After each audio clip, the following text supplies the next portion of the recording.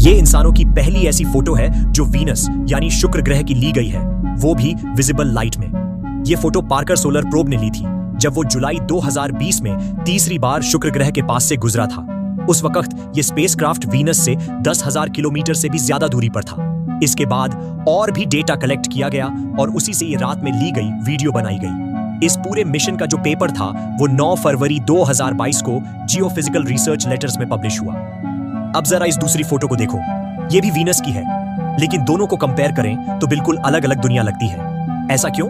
दरअसल पहली वाली फोटो विजिबल लाइट में ली गई है और दूसरी जो कलर वाली है वो रेडार और इंफ्रारेड से ली गई है। असल में जो लाइट हमारी आंखें देख सकती हैं वो इलेक्ट्रोमैग्नेटिक स्पेक्ट्रम का सिर्फ एक बहुत छोटा सा हिस्सा है। इस पूरे स्पेक्ट्रम में रेडियो वेव्स से लेकर गैमा रेज तक अलग अलग वेवलेंथ्स होती हैं। जैसे जैसे वेवलेंथ कम होती है एनर्जी बढ़ती जाती है। इंफ्रारेड, माइक्रोवेव और रेडियो वेव्स, इन तीनों की एनर्जी बहुत लो होती है, इसलिए ये हमारे शरीर के लिए रिलेटिवली सेफ मानी जाती है। इंफ्रारेड तो बहुत सी डिवाइसेस में यूज होता है, लेकिन लेफ्ट साइड पर जो हाई एनर्जी वाले वेव्स हैं वो शरीर को नुकसान पहुंचा सकते हैं। अब सवाल ये उठता है कि जब हम कोई स्पेस वाली फोटो देखते हैं तो हमें कैसे पता चले कि वो किस वेवलेंथ में ली गई है। चलिए 3 अर्थ की फोटो देखते हैं। ऊपर दाएं वाली फोटो सबसे नॉर्मल लगती है ना? वो विजिबल लाइट में ली गई है। अब जो 2 बाकी हैं उनमें एक इंफ्रारेड में है और एक अल्ट्रा वायलेट में। दोनों ही हमारी नेकेड आइज से नहीं देखी जा सकती। अब देखते हैं 4 सन की फोटोज। पहली वाली रेडियो वेव से ली गई है, दूसरी इंफ्रारेड में, तीसरी जो ग्रीन दिख रही है वो अल्ट्रा वायलेट में है और सबसे राइट वाली एक्स रेज में ली गई है।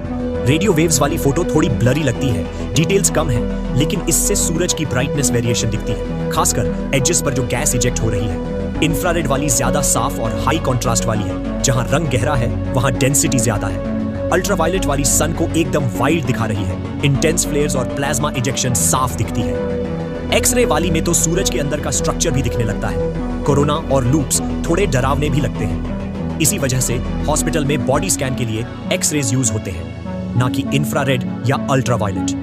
हर वेवलेंथ की अपनी अपनी खासियत होती है, इसलिए एस्ट्रोनॉमी में अलग अलग टेलीस्कोप्स की जरूरत होती है।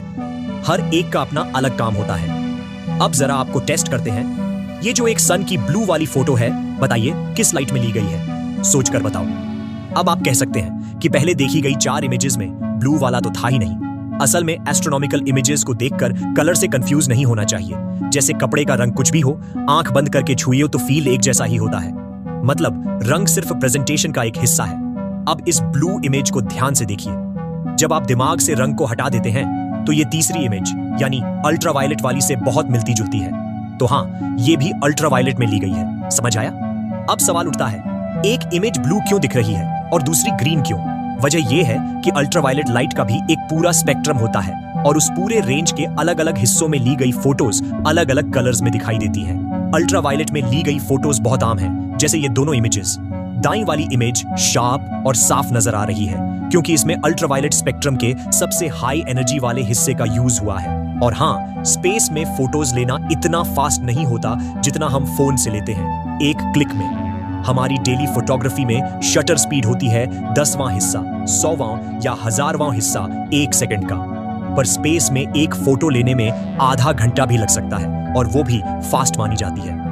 अब जरा इन खास फोटोज की बात करें, जैसे कि ये एक जो हाइड्रोजन आयन लाइट में ली गई है।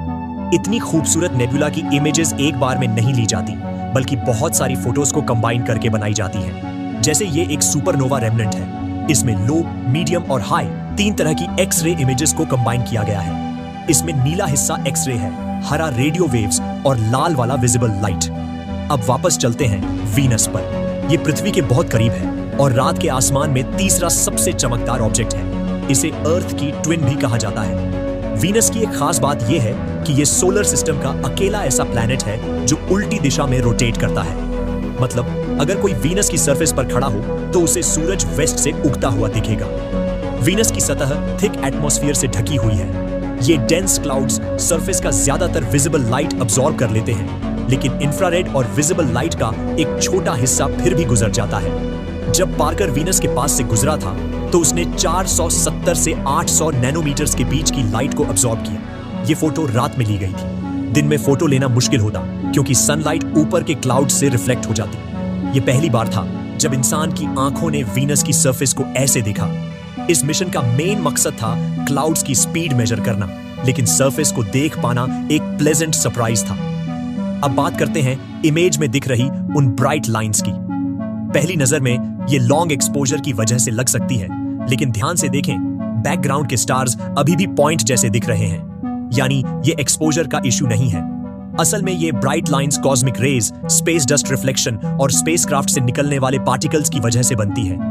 स्पेसक्राफ्ट की स्पीड बदलने पर इन लाइंस की संख्या भी बदल जाती है। इमेज में वीनस की एज थोड़ी ब्राइट दिखती है।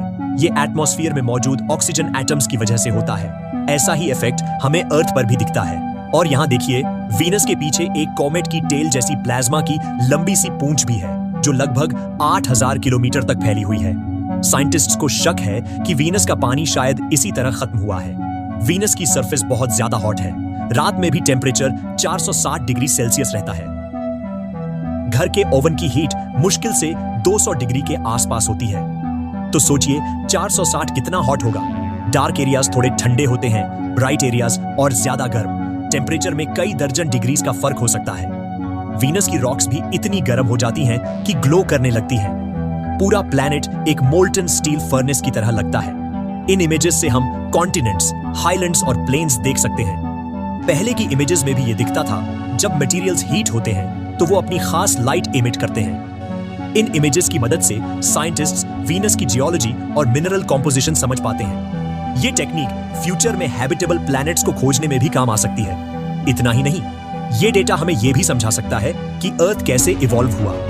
अब सवाल ये है, जब वीनस, अर्थ और मार्स एक ही समय बने और इतने पास हैं, तो फिर इतना डिफरेंस कैसे?